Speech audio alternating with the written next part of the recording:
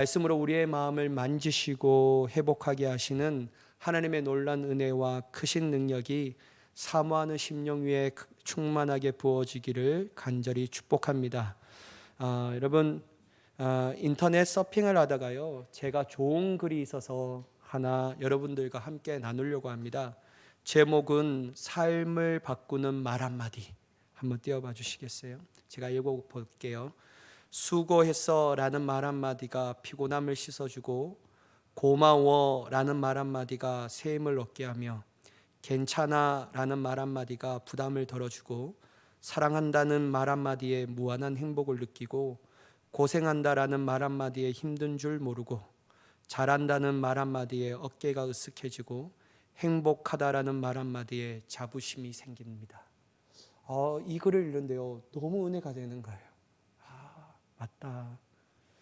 말하는 거는 값도 들지 않는데 이런 말을 하는 우리가 얼마나 인색했는지, 늘 가르치려고만 했고, 늘 이 사람을 바꾸려고만 했고, 이 사람에게 마음에 들지 않는 말만 했는데, 단 한 번이라도 내 자녀와 내 남편과 내 아내, 내 주위에 있는 사람들에게 수고했어 라는 말 한마디를 많이 한 적이 있을까라는 생각이 막 드는 거예요. 여러분, 우리는 이런 말들을 받기는 참 좋아하거든요. 근데 너무 하는 데는 너무 인식했다라는 생각이 많이 듭니다. 여러분, 오늘 사랑하는 아내, 또 남편, 또 가정에 가서 자녀들에게, 만나는 사람들에게 정말 삶을 바꾸는 말 한마디라는 이 말을 할 수 있는 귀한 은혜가 있기를 간절히 축복합니다. 수고했어요. 고마워요. 괜찮아요. 사랑합니다. 고생했습니다. 잘합니다. 행복합니다. 이렇게 할 수 있는 우리가 되기를 간절히 축복합니다. 여러분, 이처럼 한마디 말로 사람이 달라졌다라는 이야기를 종종 듣게 되죠. 이처럼 영향력 있는 말은 한 사람의 가치관과 인생의 방향성을 바꾸게 합니다. 그러나 여러분, 안타까운 현실이 뭐냐면요, 모든 사람들이 이러한 영향력을 있는 말을 듣는다고 해서 다 바뀌는 건 아니에요. 그죠? 여러분, 우리나라의 속담에 이런 속담이 있지 않습니까? 소기의 경읽기. 이 속담의 뜻이 무엇이죠, 여러분? 소 앞에 아무리 좋은 말을 해도 그 소가 알아듣지 못하듯, 아무리 좋은 말을 하면서 가르치려고 해도 그 뜻을 제대로 헤아리지 못하는 사람을 두고 하는 말이라고 하는 것이죠. 사자성어로는 뭘까요, 여러분? 우이독경. 좀 요식해. 하여튼 소기의 경읽기라는 것이죠. 여러분, 들어도 깨닫지 못하고, 들어도 자신의 마음속으로 받아들이지 않고, 결국 그 말에 순종하지 않는다면요, 아무리 좋은 말을 하더라도 우리에게는 아무 소용이 없다라는 것이죠. 만약 여러분, 제가 어렸을 때 저의 어머니의 말을 다 들었더라면 제 인생은 엄청나게 바뀌어질 것입니다. 우리 어머니가 얼마나 좋은 말을 많이 했습니까? 물론 그 형태가 잔소리여서 문제였지. 한대야, 공부해라. 그런 말이 너무 듣기 싫었어요. 너 열심히 해야 된다. 네가 나중에 고생하지 않으려면 열심히 살아야 돼. 열심히 공부해야 돼. 학생의 직분은 공부야. 막 이렇게 할 때 그 말을 좀 들었더라면. 물론 여러분, 제가 어렸을 때 목표했던 대학교는 신학대학교였어요. 그래도 이왕 신학대학교 갈 거면 모건대학교 안 가고 연세대 신학대학교로 좀 갈 거예요. 그런 생각이 많이 들었다라는 것이죠.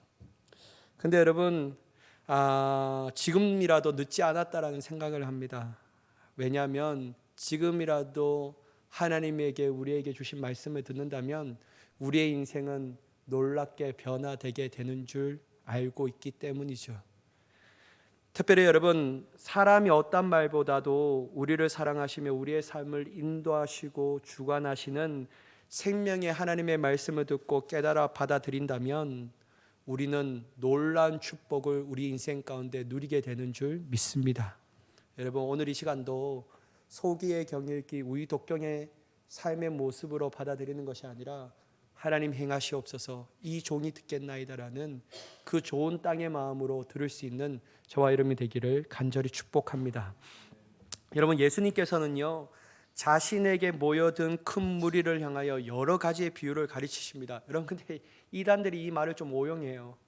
그러니까 어떤 이단은 뭐라고 얘기하냐면, 봐봐, 예수님도 비유로 얘기하지 않으면 아무것도 얘기하지 아니하신다고 말했는데 뭐 이렇게 얘기하면서 막 얘기합니다. 근데 여러분, 요 시대적 상황이 그 한 날이에요. 한 날만 주님께서 비유로 얘기하시고, 이런 만약에 비유로만 얘기하시고 입을 닫으셨다라면요, 나는 곧 길이요 진리요 생명이니, 막 이런 얘기는 다 들을 수 없는 얘기죠. 때로는 예수님이 직설적으로 얘기할 수도 있고, 때로는 비유적으로 얘기할 수 있고, 때로는 얘기하지만 되게 약하게 얘기하실 수도 있습니다. 그러니까 여러분, 이단이 얘기하는 말은 너무 귀에 담아 듣지 않았으면 좋겠어요. 왜냐하면 여러분, 우리가 이 비유를 통하여 알 수 있는 것은 뭐냐면요, 비유를 풀이해 주는 주님의 뜻을 올바르게 알아야 한다라는 거예요. 여러분, 이단들이 왜 비유를 많이 사용하냐면요, 그 비유를 풀이해 주는 교주의 뜻이 중요하다라는 것을 얘기하고 있기 때문이에요. 근데 여러분, 오늘 그런 것을 나누기 위해서가 아니라 오늘 우리에게 주신 예수님의 말씀 가운데 주시는 의도가 있다라는 거예요. 비유를 통해 우리에게 깨닫게 하신 이유. 여러분, 오늘 비유는 어떤 비유인가요? 4가지의 땅에 떨어진 씨라는 비유이죠. 여러분, 우린 너무 이 비유를 잘 알고 있습니다. 예수님께서 먼저는 이 비유로만 말씀하셔요. 3절에서 8절까지를 보면 비유에 대해서만 얘기하시거든요. 첫 번째, 여러분, 이 비유에서 등장하는 인물이 있습니다. 씨를 뿌리는 자가 등장해요. 두 번째는 길가, 세 번째는 돌밭, 네 번째는 가시떨기, 다섯 번째는 좋은 땅이 등장합니다. 근데 여러분, 여기서 우리가 이렇게 보면요, 좋은 땅 말고 나머지의 땅들은 아주 부정적으로 비유하고 있고, 좋은 땅은 아주 긍정적으로 비유한 것은 알 수 있어요. 이건 풀이해 주지 않아도 우리가 이 말씀을 보면 단번에 알아차릴 수 있습니다. 왜 그렇습니까? 여러분, 좋은 땅만이 30배, 60배, 100배의 열매를 맺게 된다라고 말씀하고 있기 때문이죠. 그리고 나서 여러분, 예수님이 뭐라고 하냐면 9절에 들을 귀 있는 자는 들으라 라고 말씀하셔요. 왜냐하면 이 말씀이 너무 중요하다라는 말씀을 주님이 아셨다라는 것이죠.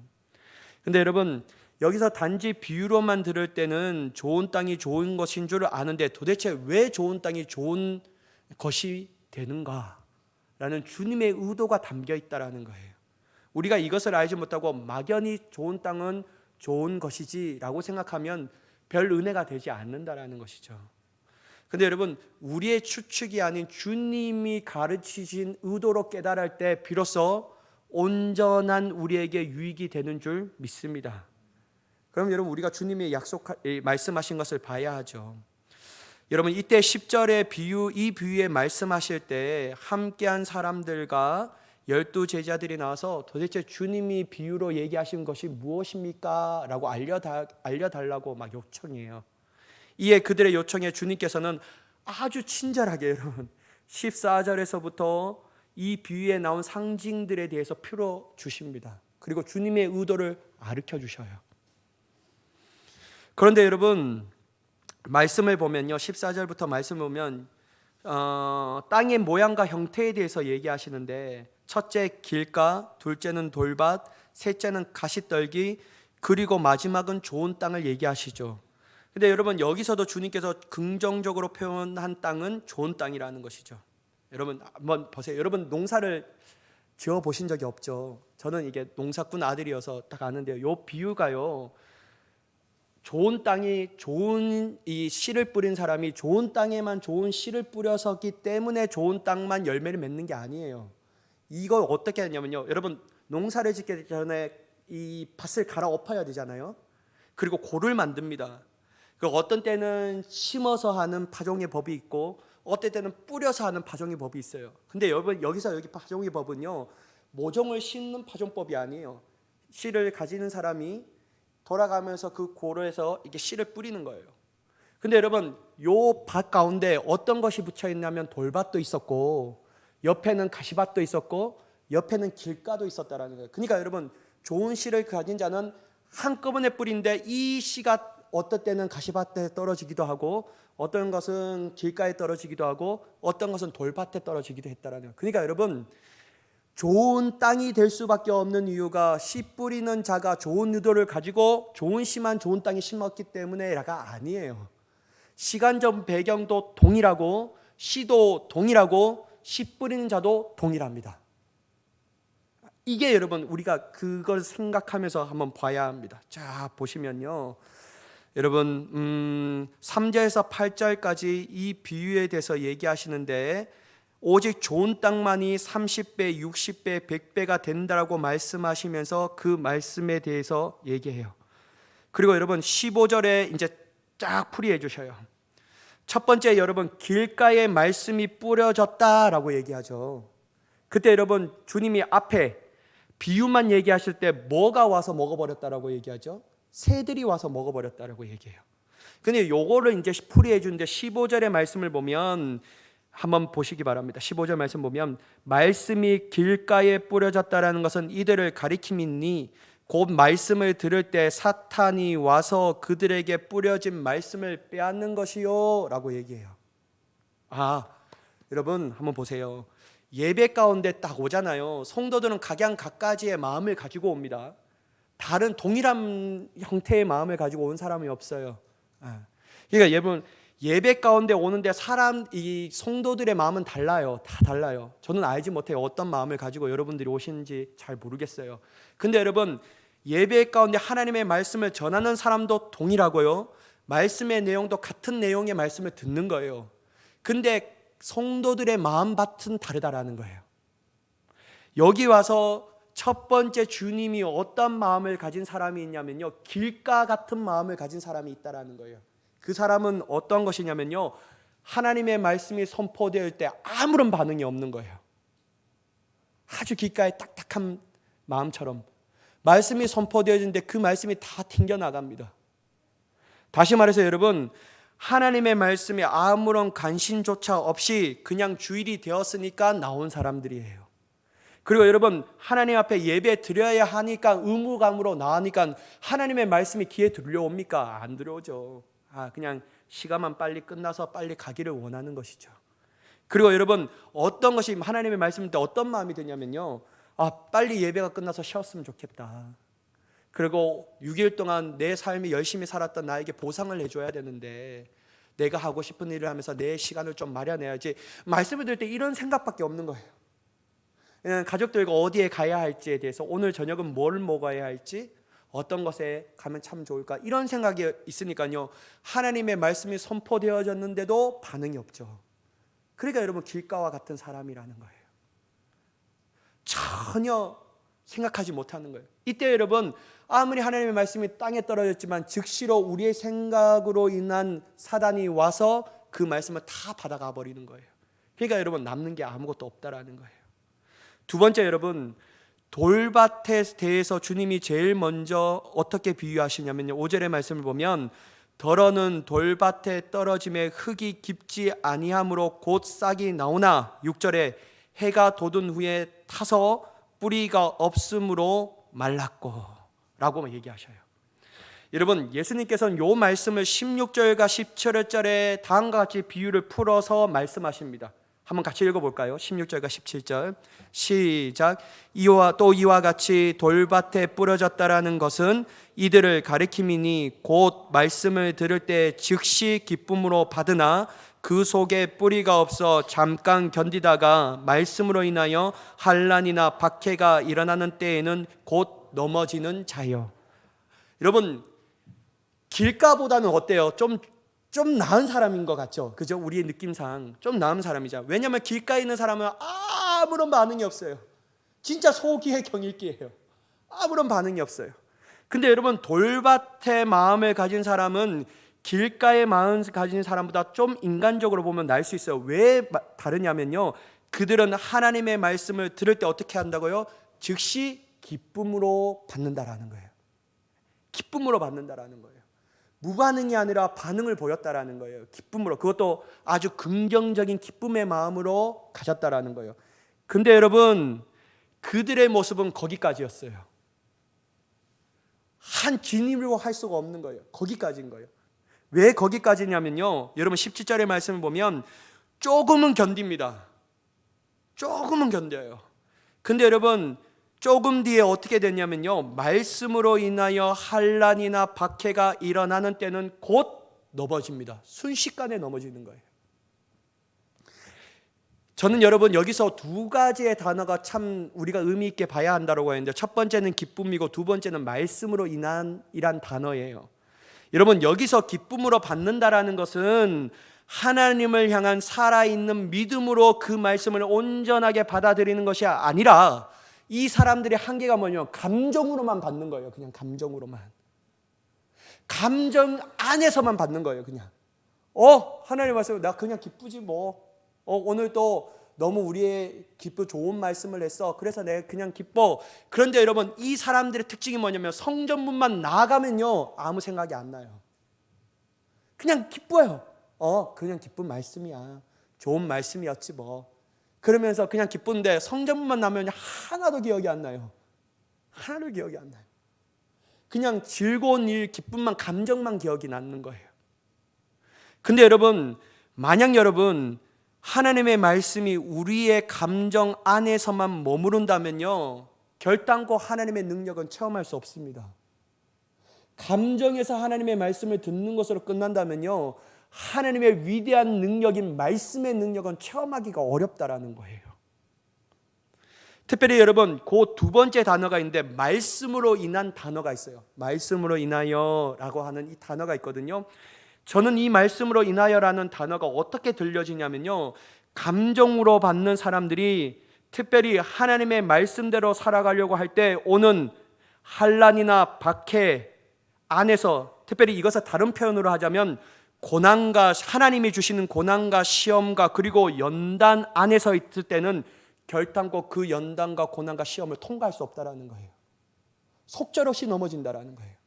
여러분 이 말씀은요 마귀가 주는 게 아니에요. 이거는 하나님의 뜻대로 주시는 시험과 하나님의 뜻대로 주시는 고난과 연단이라는 거예요. 하나님의 목적은요 시험을 통과한 우리를 더욱더 정결하게 하시고 더욱더 우리를 순금같이 만드셔서 위대한 사람으로 더욱더 주시기 위한, 하나님의 복을 더욱더 충만하게 부어주시기 위하여 하나님의 말씀으로 인한 고난과 연단과 시험을 주신다라는 거예요. 근데 하나님의 복은 다 준비되었는데 여전히 하나님의 말씀을 감정으로 받는 삶으로 그친다면 우리는 여지없이 고난이 오면 넘어지고, 시험이 오면 진짜 시험 들고, 연단이 오면 팽개쳐 아무것도 하고 싶지 않다라는 거예요. 그냥 여러분 절대로 감정으로는 우리의 어떠한 것도 이겨낼 수가 없다라는 것이죠. 그래서 여러분 감정으로 하나님의 말씀을 받으면요 분명한 한계점이 있다라는 거예요.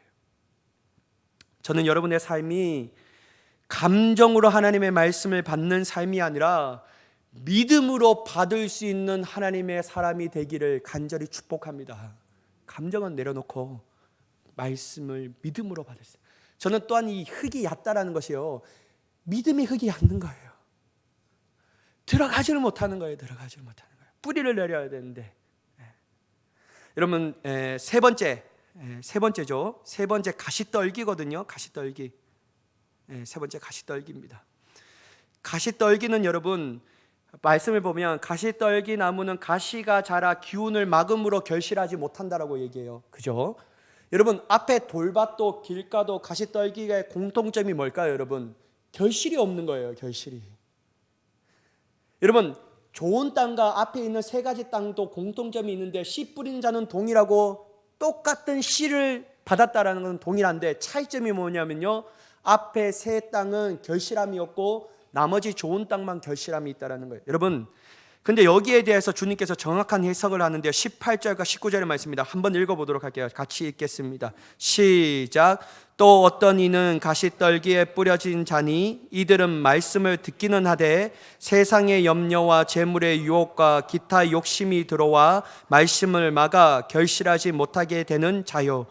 여러분 여기서도 좀 이상한 표현이 있어요. 한계적으로 구명하는 표현이 있어요. 그 말씀이 뭐냐 18절 보면요 또 어떤 이는 가시떨기에 뿌려진 자니 이들은 말씀을 듣기는 하되, 그러니까 주님이 한계점을 정하는 거예요. 이 사람들은 말씀은 듣기는 하되 뭐가 없는 겁니까? 순종이 없다라는 거예요. 말씀은 잘 듣는데 말씀에 반응함도 있는데, 여러분 주님의 축복을 받으시기 바랍니다. 아멘 하면서 이렇게 살아야 됩니다. 결단하면 아멘해요. 근데 결단하고 알고 이해하는 것으로 그치는 사람들이에요. 순종함이 없어요. 이어져야 되는데 그것을 끝나는 거예요. 그러니까 여러분, 가시떨기의 마음으로 가진 사람들은 하나님의 말씀을 들을 때 감정으로만 듣지 않고, 오늘 말씀을 보면 하나님의 말씀을 듣는다고 하는데 여기서는 이해가 되는 말씀이에요. 깨닫는 말씀이에요. 주님이 이러한 의도대로 말씀하시는구나. 주님이 이렇게 얘기하시는 것이지. 내 마음 가운데 막 깨달아져요. 그런데 거기까지예요. 이해하고 깨닫는 것에만 만족하는 사람이었죠. 쉽게 말씀하지만 여러분, 이들은 하나님의 말씀에 듣고 깨닫는 것에 자신은 은혜 받았다라고 착각하는 것이죠. 순종이 있어야 되는데. 여러분, 이러한 삶이 어떤 한계가 오냐면요, 그들은 자신들에게 찾아온 세상의 염려, 재물, 유혹, 기타 욕심 앞에 들은 하나님의 말씀이 기억나지 않습니다. 깨달아졌는데 그 말씀으로 살아낼 순종함이 없는 거예요. 그러니 여러분, 하나님의 말씀의 능력으로 돌파하려는 의지를 보이지 않습니다. 그러니까 여러분, 속절없이 무너지는 것이죠. 아무런 열매가 없다라는 거예요. 여러분, 사도 야고보는요, 이러한 사람들에게 다음같이 말씀하셔요. 야고보서 1장 22절과 25절의 말씀인데요, 우리 한번 같이 읽어보도록 하겠습니다. 시작. 너희는 말씀을 행하는 자가 되고 듣기만 하여 자신을 속이는 자가 되지 말라. 자유롭게 하는 온전한 율법을 들여다보고 있는 자는 듣고 잊어버리는 자가 아니요 실천하는 자니 이 사람은 그 행하는 일에 복을 받으리라. 여러분, 사도 야고보 사도도 너무 잘 알았어요. 사람들은 너무 잘 들어요. 깨달아요. 이해가 돼요. 근데 참된 은혜는 거기에서만 머무르는 것이 아니라 듣고 순종하는 자라는 거예요. 우리는 하나님의 복을 받고 싶잖아요. 하나님의 은혜에 충만한 복을 받고 싶어요. 근데 여러분, 하나님의 은혜에 충만한 복은 듣고 행하지 않는 자는 속이는 자지 하나님의 복을 누릴 수 있는 자가 아니라는 거예요. 어떻게 여러분 우리가 하나님의 복을 받을 수 있냐면, 들은 말씀을 순종함으로 우리의 삶 가운데 살아날 때 순종함을 통하여 그 그릇 안에서 하나님께서 우리에게 복을 부어주시는 줄 믿습니다. 여러분, 우리가 복을 받지 못한 이유가 뭘까요? 순종함이 없는 거예요. 그냥 듣고 아는 것에 학문적 지식으로만 그냥 그치는 것이죠. 사랑하는 여러분, 말씀 가운데 감정으로만 끝내는 사람도, 또한 듣고 이해하며 깨닫는 것에 그치는 사람도 우리가 돼서는 안 된다라는 거예요. 왜냐하면 여러분, 하나님께 주시는 시험과 연단과 고난, 또한 세상으로부터 오는 어려움과 문제들 앞에서 능력 있는 그리스도인으로 살아갈 수 없다라는 것이죠. 여러분, 고난 가운데, 어려움 가운데 문제 앞에서 무릎 꿇지 않기를 원하십니까? 그럼 여러분, 순종해야 합니다. 말씀이 말씀되게 하셔야 되는 거예요. 내 안에서 하나님 앞에 날마다 그냥 좀 믿음 가는 것 같은데 문제 오면 속절없이 무너지는 것, 여러분, 그것이 우리의 자랑이 아니에요. 하나님은요, 그러한 삶으로 우리를 부르신 것이 아니라 어떻게 되듯인지 주님의 말씀 능력 안에서 순종함을 통하여 이 세상 가운데 주님처럼 승리하는 자가 되기를 원하시는 줄 믿습니다. 주님이 원하시는 삶은 그거라는 것이죠. 근데 여러분, 우리의 수준은 자꾸만 듣는 것에 만족하고 그냥 감정으로 그치려고 해요. 그래서 여러분, 하나님의 놀라운 복을 받을 수가 없다라는 것이죠. 누릴 수도 없고. 왜냐하면 행하는 이 일에 하나님의 복을 부어주신다고 말씀하셨으니까. 사랑하는 여러분, 우리는요, 정말 주님의 은혜 안에서 말씀 가운데 결실하는 자가 되어야 할 줄 믿습니다. 여러분, 어저께 진짜 아이들이 정말 저도 뜻하지 않는 아이들이 은혜를 받았거든요. 기도할 때 정말 열심히 하나님 만나고 싶은 사람 두 손을 들고 같이 기도하자 막 기도해요. 근데 여러분, 그들의 눈물이 다 흘리더라고요. 눈물 흘리지 않은 아이들이 없고 막 그래요. 근데 여러분, 저는 진짜 걱정이 돼요. 뭐가 걱정이 되냐면요, 그들이 흘렸던 눈물에 내가 은혜 받았다라고 착각하는 것이 아니라 눈물을 뛰어넘는 하나님을 만남을 통하여 말씀의 능력으로 그들의 삶 가운데 순종이 있고 순종함을 통하여 위대한 인생을 살아가는 하나님의 역사를 경험하기를 진짜 원합니다. 저는 그걸 원해요. 여러분, 눈물 물론 중요해요. 눈물도 중요하죠. 근데 여러분 그것도 또한 앞에 보면요 감정으로 그칠 수 있다는 거예요. 결국 우리가 사모해야 할 은혜는 뭐냐면요, 말씀이 실제가 되어서 순종함에 연결하여서 우리의 삶 가운데 놀랍게 변화시키는 하나님의 능력, 그게 우리가 바라봐야 하고 소망해야 할 것이 아닙니까? 정말 우리가 그걸 바라봐야 하는 거예요. 그렇다면 여러분, 하나님께서 그 땅을 무슨 땅이라고 하냐면요, 좋은 땅이라고 해요. 여러분 20절의 말씀을 한번 보도록 하겠습니다. 20절 말씀을 보시면 함께 읽겠습니다. 시작. 좋은 땅에 뿌려졌다라는 것은 고운 말씀을 듣고 받아 30배나 60배나 100배의 결실을 하는 자니라. 여러분 여기서요, 좋은 땅의 특징은 앞에 있는 땅들과 좀 달라요. 어떤 특징이냐면요, 20절에 단어가 듣고 받아 결실하였다. 이게 세 가지 단어가 핵심 단어예요.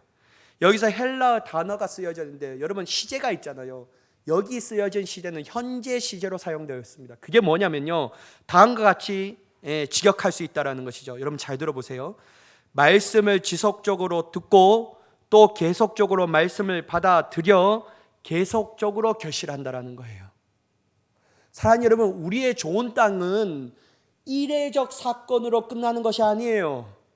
내가 좋은 땅이 되려면요, 계속적으로 지속적으로 하나님의 말씀을 듣고 하나님의 말씀을 계속적으로 받아들여 계속적으로 결실한 삶을 살아갈 때 비로소 우리는 단회적으로 좋은 땅으로 평가받는 것이 아니라 하나님이 원하시는 좋은 땅으로 설 수 있게 되는 줄 믿습니다.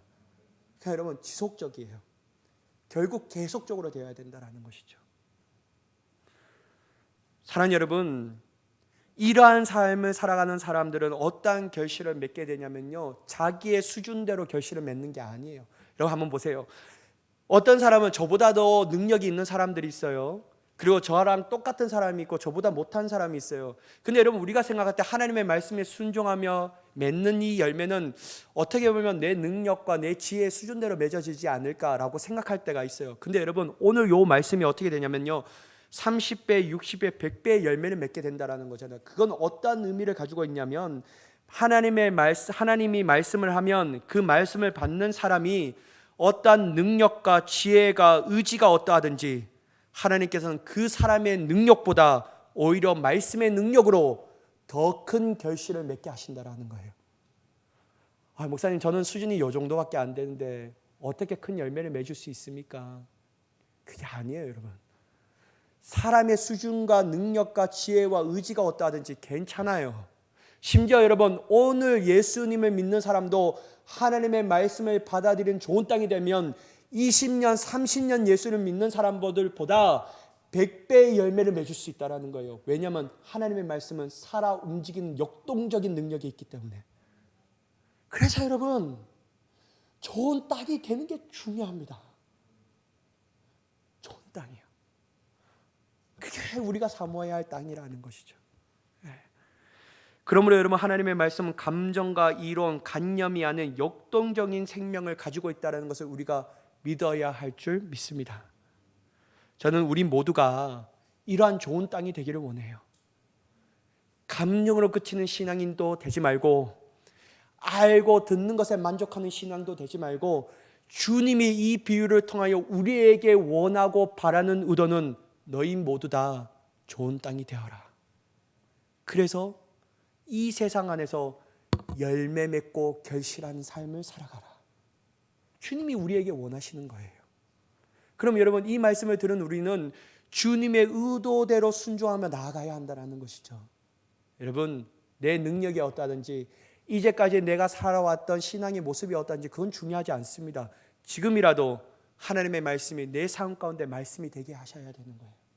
저는 우리 모두가 하나님의 역동적인 생명의 능력의 말씀의 권능을 받아서 여러분이 거하는 곳마다 여러분이 있는 그 장소마다 생명의 아름다운 결실이 맺어지는 귀한 인생이 되시기를 예수님의 이름으로 간절히 축원합니다. 기도하겠습니다.